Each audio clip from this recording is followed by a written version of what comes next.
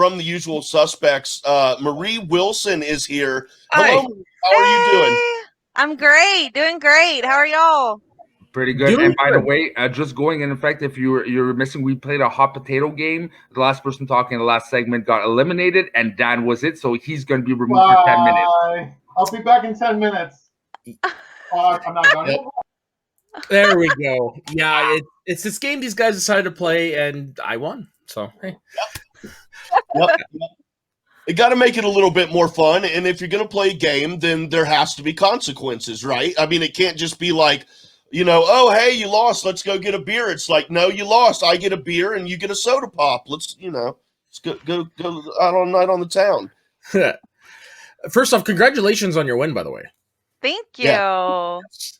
How did that feel to get it out of the way? Now you've got your first win. Now you can focus on the bigger picture.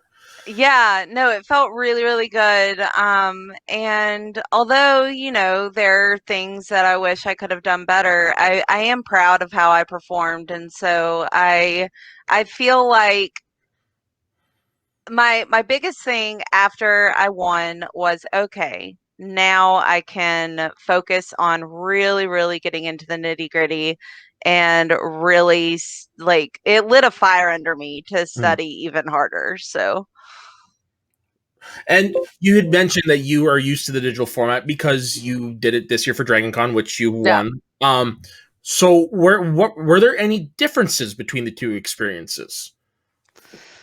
Well, I guess probably the biggest difference is that you are going up against just one person, and it's not like you have a whole bunch of people that you're going up against.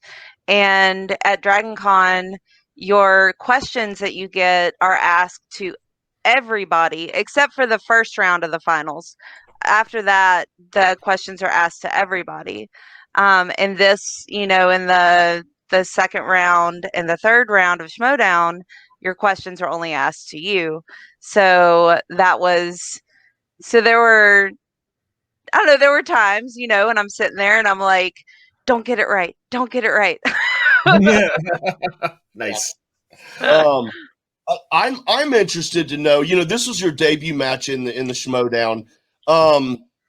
What was your day like on the day of that match? Like, you wake up, do you have a routine, or do you specifically set aside for that day, or is it just kind of like a normal day? Could you walk us through what your day was like? So my day, I did not have to work that day. So I literally spent all day going back through some 2,000 flashcards. So I spent hours beforehand studying, and then started to freak out. And then, by the time it came around to, okay, there's nothing I can do anymore. All I can do is sit here and play and see how things roll out. And I calmed down, because I was like, oh gosh, just getting really nervous because I had so much pressure on me, so much pressure. And so going into that, it was cool though how once I sat down and got ready to do the match, that I definitely calmed down and was like, okay, I'm focused, I can do this. And like, I've seen where people on Reddit have said that like my nerves were showing on my sleeve and all this stuff, and I'm like, really? Like, I wasn't that nervous. Like, I don't know.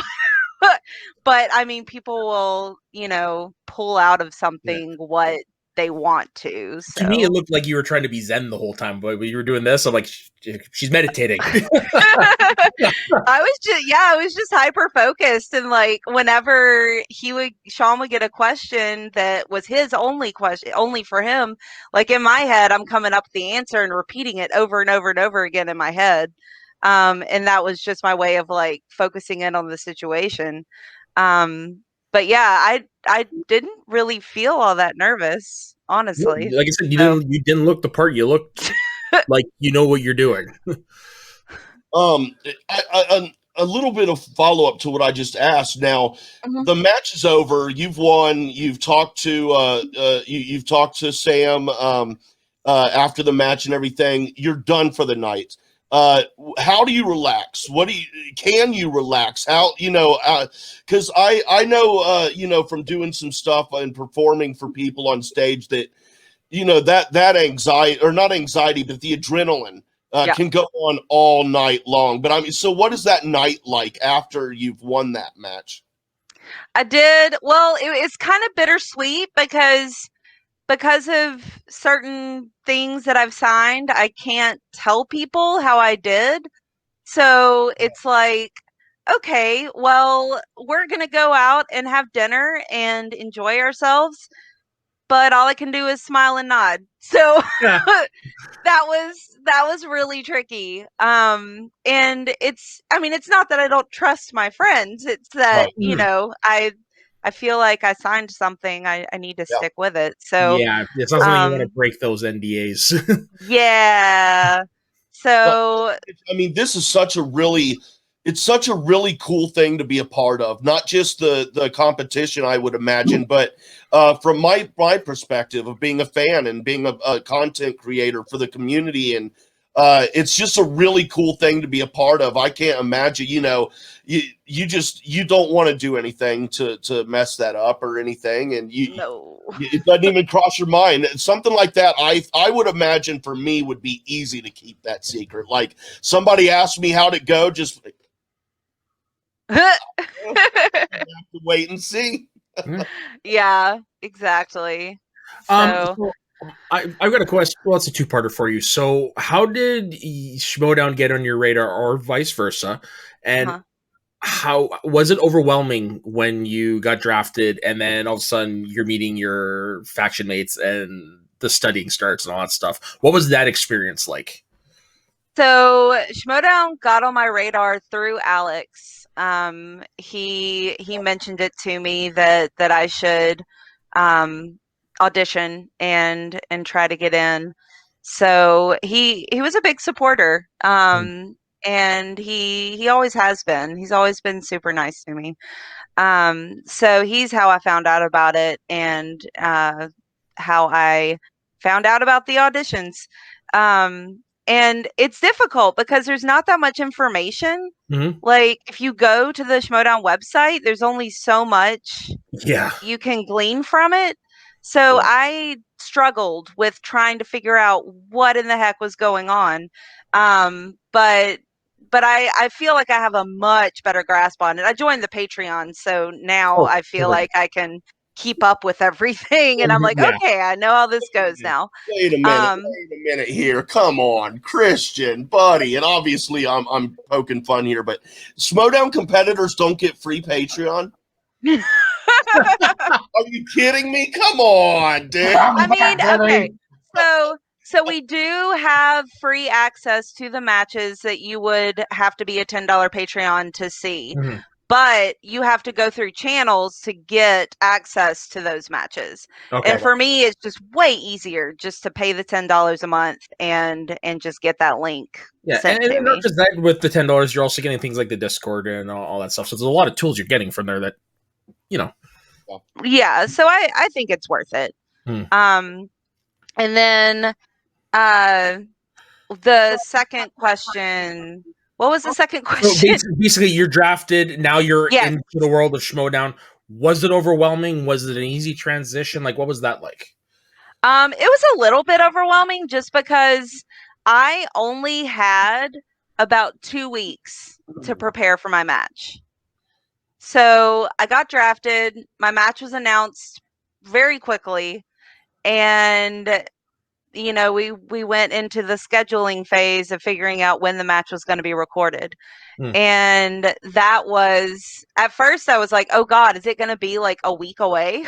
I was like, that's terrifying.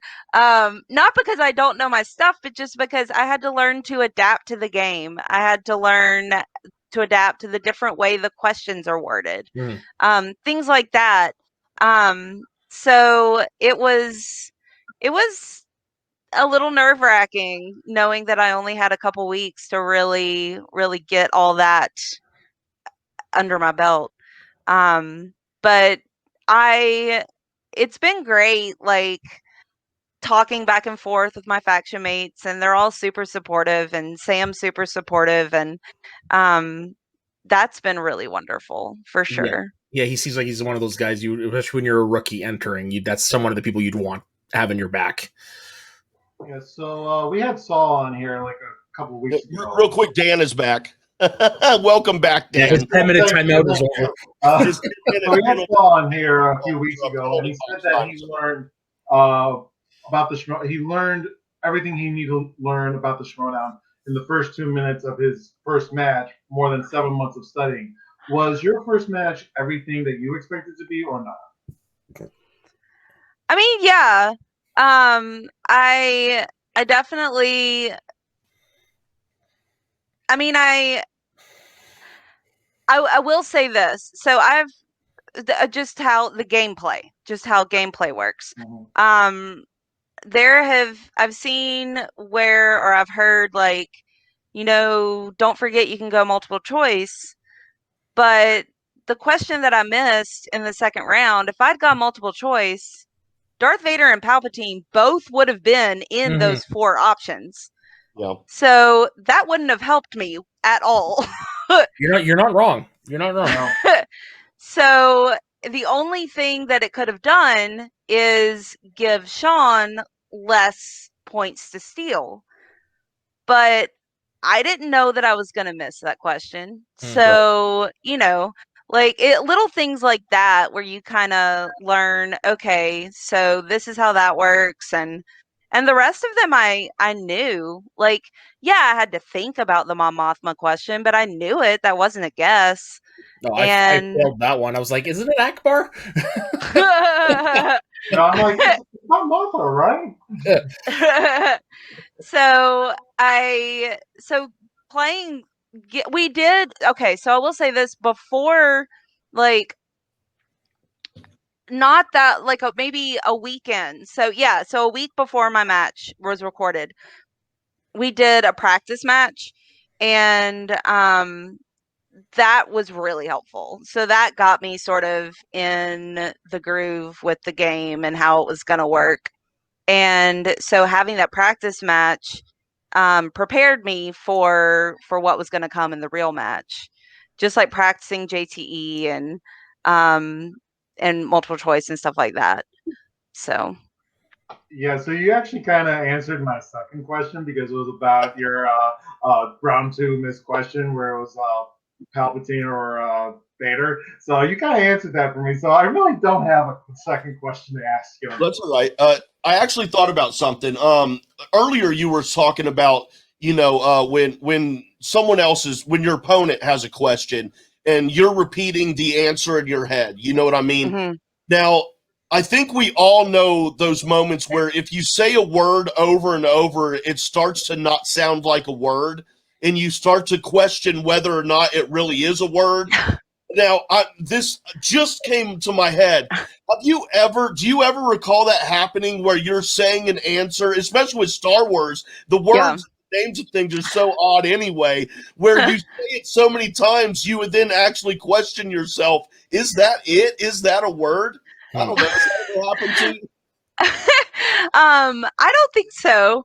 I think when I do that, I'm pretty confident in what the answer is, so it doesn't really trip me up.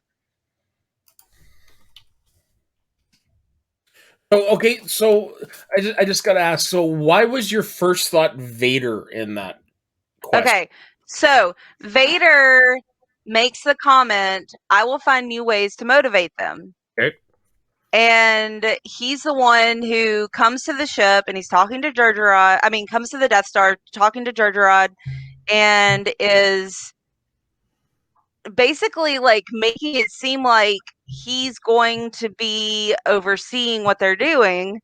And then he mentions Palpatine. And so I was just thinking of that scene and not thinking about the long term who would be overseeing. So I was just thinking more surface. because I know I've been tripped up by surface questions before. So I was like, okay, this can't be as hard as it sounds. Or not hard, but it can't be as tricky as it sounds. And so I just went with my first thought, like, he's the one who got off the ship, said, I'm going to find new ways to motivate them and that kind of thing. And so I was like, oh, well, I guess, it's got to be Vader. And then then I rewatched the movie recently, and there is a point at the end, towards the end of the movie, where Mon Mothma very clearly states almost exactly what they said in the question, and she says the Emperor. Excuse me. So yeah, I was like, oh, well, if if they'd said according to Mon Mothma, or they'd said something else along those lines, like maybe I would have pulled that a little easier. And we got a question from Sean Buckley in the YouTube chat. And that's right, folks, on stereo. We are also on YouTube right now at the same time. It's awesome. And he asks, there was some discussion that the Yoda uncluttered mind line wasn't said in the movie. Mm-hmm. Did Marie pause at that question because of this? Yeah. I was a little thrown off by that question, because I was like, I don't recall him saying anything, but basically I just did like process of elimination, like what makes the most sense. Yeah. So went with that. But if you look at it, like I didn't need that 1 point to win. Yeah, you were up by 5 points. Mm-hmm. So I'm not too worried about like that whole thing. But yeah, it was definitely odd. It's like the Superman the motion picture, which doesn't even exist. Yes. So that question, it's Star Trek the motion picture. So although it was recorded the movie on VHS, and what he put down was Superman the motion picture. Yeah. So in my mind, I thought that was right. Oh, yeah, and in the early developments of Superman the movie, it was referred to as Superman the motion picture, and I have heard it referred to in interviews and stuff like that. But in all marketing, in all DVD cases and all that stuff, it's always been the movie. But that's another match. Yeah. But my point being, like, I don't know. It's tricky. But when you're coming up with a whole bunch of different questions. Yeah. I mean, I don't know what their method is or, whatnot, but I've had one little snippet of that Taste of That Life, and I don't know how they do it on a regular basis, because I was going to rip my hair out in the 2 hours I took to write wrestling trivia questions. I don't know how they do it. Oh, yeah. All right. So I do have another question, and it involves your Dragon Con experience. Do you get multiple choice questions at Dragon Con during your Dragon Con experience? Or wow. That's good timing, because that question literally just popped up in the comments. So in the finals, so of course you take the 50 question multiple choice test to even qualify to get into the top 10. Mm-hmm. And then once you qualify to get into the top 10, the first round of questions is multiple choice A or B. And then after, that's 10 questions. All 10 competitors get 10 questions. And then after that, they narrow it down to the top 5. And from then on out, you're all getting the same question, and you have a whiteboard. Okay. So it's almost like a reverse of what the Schmodown is, in a way. So and one of the things they do with Dragon Con questions is a lot of times in one of the rounds, what they do is they show pictures, and you have to name what's in the picture. All right, that's cool. So that adds a visual stimulation to it, so that's cool. Yeah. Marie, we are going to move on to our next segment, Hard Questions, right now, which actually has to do with that Superman question. It spawned this week's Hard Question. Thank you so very much for your time and joining us today. Congratulations on that match. That was a very well played match. Mm-hmm. Thank you so much. I really appreciate it. Yes, and if you'd like to tell the folks listening, especially on stereo or on podcast form, your handle, anything you want to plug.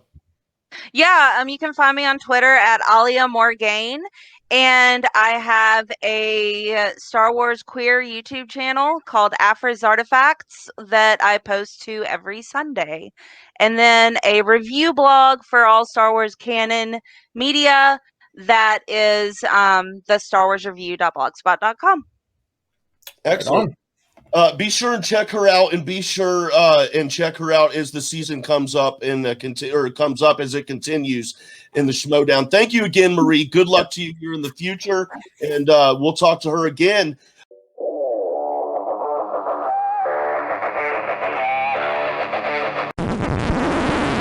You want to hear something funny? The mic wasn't on that whole time. No way. Yeah, for real. Oh, wow. So smooth.